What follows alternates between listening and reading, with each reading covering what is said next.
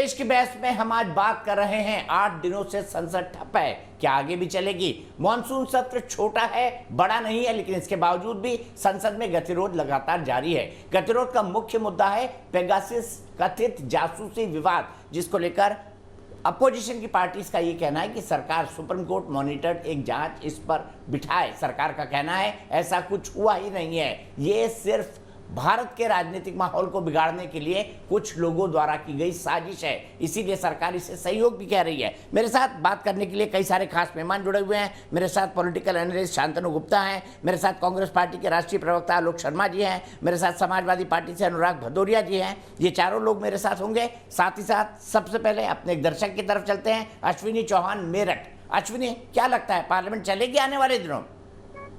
Sir actual में आवाज आ रही है सर? हाँ बिल्कुल आ रही है, बोलिए।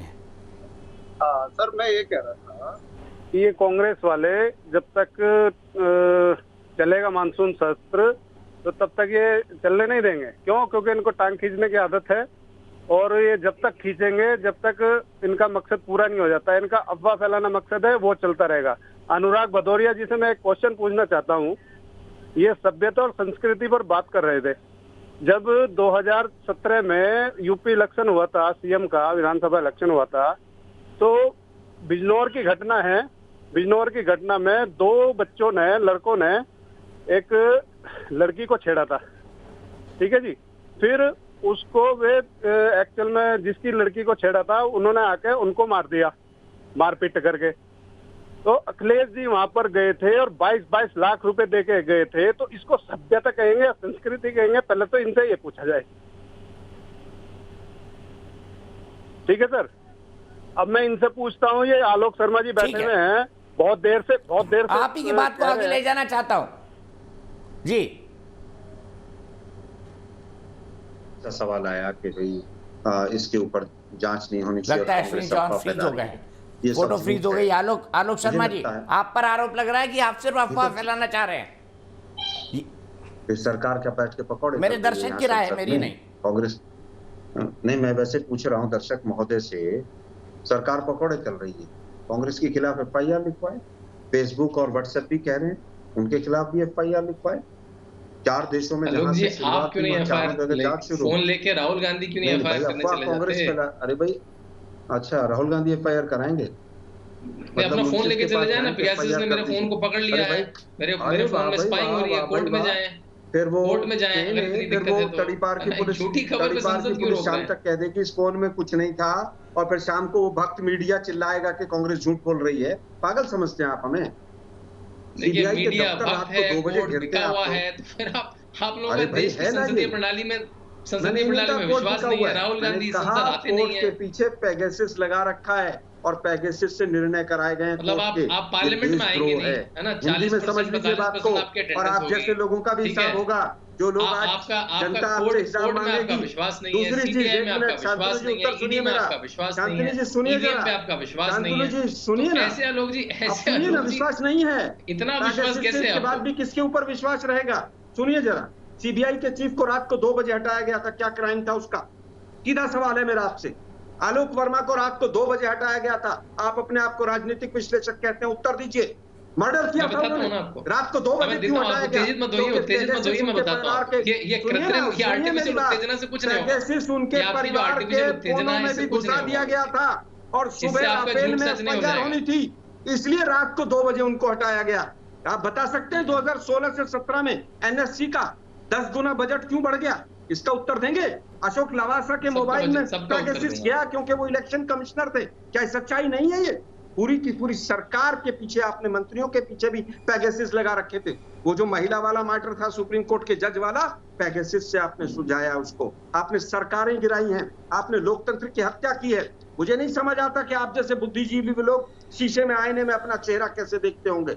सरकारें गिराई हैं आपने, मुख्यमंत्रियों के यहाँ पर पेगासस लगाए हैं आपने, माली से लेकर और CBI के डायरेक्टर के घर, उनके लड़के और उनकी बहू के यहाँ पर भी आपने लगाए। मैं नेशनल चैनल पर बोल रहा हूँ, और शांतनु जी आपके अंदर थोड़ी सी भी नैतिकता हो तो अभी उठिएगा जाकर और मेरे खिलाफ जाकर FIR लिखवाइएगा कि आलोक शर्मा ने ये बोला है। ठीक है आलोक जी, जवाब ले लेते हैं शांतनु से।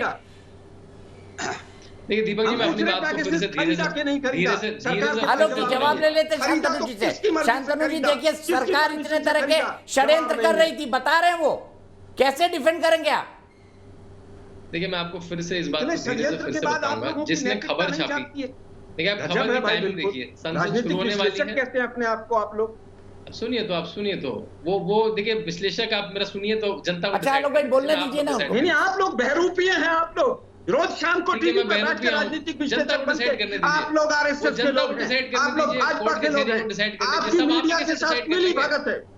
आलोक जी यही तो दिक्कत है आपकी, वो राहुल जी वहां पे सब कुछ डिसाइड हम डिसाइड नहीं कर रहे, सब कुछ मैंने सीधा सवाल पूछा, सीबीआई चीफ ने मर्डर किया था क्या रात को 2 बजे उसको हटाया? यही आप संसद में कर रहे हैं, आप सवाल पूछे जा रहे हैं, जवाब देने का सरकार को मौका नहीं दे रहे, यही आप यहाँ कर रहे हैं। आप बोले जा रहे हैं, आप मुझे जवाब ही देने का मौका नहीं, आप मुझे केवल एक सवाल का जवाब दे दीजिए, पेगासस खरीदा कि नहीं, हाँ या ना? जी मैं बताता हूँ। देखिए मैं फिर से अगर आपको नहीं पता तो आपको डिबेट में नहीं आना चाहिए। फिर सुन, आप देखिए फिर मुझे बोलने नहीं दे रहे हैं, लोगों को सुन के हंसी आ रही होगी, आप क्वेश्चन पूछ रहे हैं, फिर से अपना क्वेश्चन पूछ दे रहे हैं। मुझे हंस तो आप रहे हैं, बेशर्मी की हंसी बीजेपी और उनके समर्थक हंस रहे हैं, पूरा देश देख रहा है। बोलने दीजिए, आपके कृत्रिम गुस्से से आलोक जी कुछ नहीं होगा। ये जो आप इतनी देर से फर्जी गुस्सा दिखा रहे हैं ना, आलोक वर्मा ने रात को हटाया गया उसको, रात को मर्डर किया था उन्होंने, ये जो इतनी देर से आप फर्जी गुस्सा दिखा रहे हैं, फर्जी क्रोध दिखा रहे हैं इतनी देर से, इससे आप पॉइंट बना लेंगे राहुल गांधी के दरबार में, पॉइंट बना लेंगे अपने फर्जी गुस्से से। जनता के पास मुझे नहीं बनाना है कहीं पर पॉइंट, आप ऐसे हाथ रखिए, सुन लीजिए।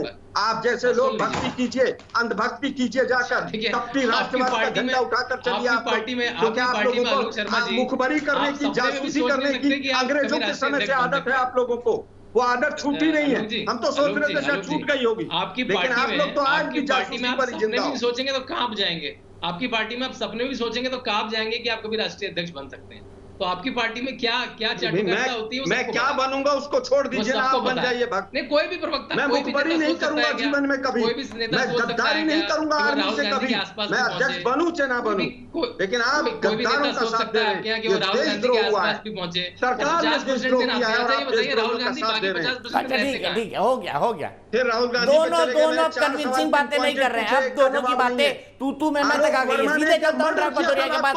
अनुराग जी बताइए, अनुराग जी बताइए जी।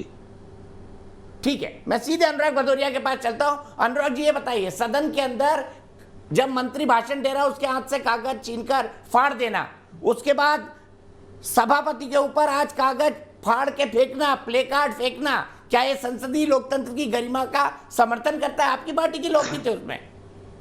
देखिए, सांसद को और सांसद चलाने की जिम्मेदारी सरकार की होती है।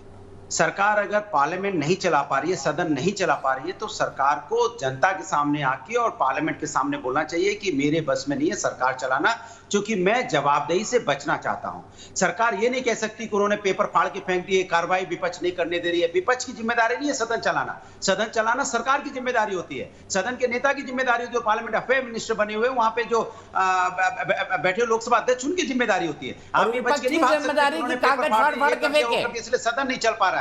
देखिए, विपक्ष की जिम्मेदारी कागज फाड़ के फेंके, तीसरी चौथी की क्लास बना दे दुनिया की सबसे बड़ी पंचायत को। देखिए तो शायद आप पहले की जब यहाँ मीरा कुमार जी सांसद जब यहाँ पे अध्यक्ष होती थी लोकसभा की, तब की घटना याद कर लीजिए कि सदन कितना भारतीय जनता पार्टी के लोग चलने देना चाहते थे। इसलिए ये दो तरह की बातें ठीक नहीं है। जिम्मेदारी से सरकार भागना चाहती है, जवाबदेही से भागना चाहती है। आप जब मोशन लेके आया गया तो आप क्यों नहीं उस पर बहस करना चाहते? बहस करिए। आप विपक्ष मांग रहा है, आप विपक्ष को सरकार का हिस्सा ही नहीं समझते, जबकि लोकतंत्र में विपक्ष सरकार का हिस्सा होता है। विपक्ष की उतनी जितनी सरकार की जिम्मेदारी उतनी विपक्ष की जिम्मेदारी, क्योंकि राष्ट्र सबका है। राष्ट्र को बचाना, राष्ट्र को चलाना, राष्ट्र की सुरक्षा करना, ये हमारी भी जितनी जिम्मेदारी उतनी जिम्मेदारी सरकार की भी है। सरकार अगर ये समझती है कि उसपे देश में सिर्फ सरकार का अधिकार है, तो सरकार अपनी कहते हैं ना, उसने तब संविधान का सम्मान नहीं कर रही है। संविधान का सम्मान तभी कर पाएगी जब वो विपक्ष को भी अपनी भागीदारी समझेगी, विपक्ष को भी मौका देगी। अगर आपको याद हो, अटल बिहारी वाजपेयी जी को भेजा गया था जिनेवा। क्यों भेजा गया था जिनेवा?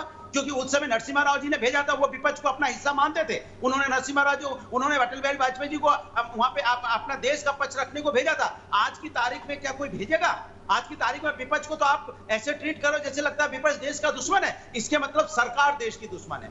सरकार अगर विपक्ष का अपमान करना चाहती है, लोकतंत्र का अपमान करना चाहती है, संविधान का अपमान करना चाहती है, तो समझो ये सरकार देश की दुश्मन है। और मैंने पहले ही बता दिया, नैतिकता से डरी हुई सरकार है। जब नैतिकता से व्यक्ति डरा हुआ होता है तो अनैतिक कदम उठाता है, और जो जासूसी है अनैतिक कदम है जो विपक्ष के ऊपर लगाया जा रहा है। ये सरकार अपनी जिम्मेदारी से ना भागे। नैतिकता मतलब होता है कि आप महंगाई से भाग रहे हो, बेरोजगारी के बहस से भाग रहे हो, कोरोना से परेशान लोग उनकी बहस से भाग रहे हो, आप किसानों की बहस से मुद्दे से भागना चाह रहे हो। ये नैतिक जिम्मेदारी आपकी बनती थी जिससे आप भाग रहे हो। बेरोजगारी के कोरोना के प्रश्न पूछिए ना, साबित करने के लिए आप तो पर्चे फाड़ रहे हो, वगैरह ला रहे हो। ये सरकार की जिम्मेदारी होती है, सरकार अपनी जिम्मेदारी से नहीं भाग सकती। ठीक है अनुराग जी, इसका जवाब आपसे मांगेगा। 2022 में उत्तर प्रदेश में चुनाव आने वाला है। ठीक है अनुराग जी, ब्रेक लगाइए। बीजेपी आउट होगी और समाजवादी पार्टी की बाईसाइकिल की सरकार होगी।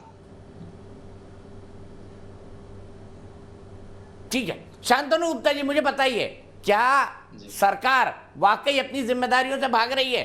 इनके हिसाब से तो सब कुछ बर्बाद है, देश को बर्बाद कर दिया सरकार ने। दीपक जी डिबेट का काफी वक्त जाया हो चुका है। मैं धीरे से अपनी बात को फिर से कहूंगा।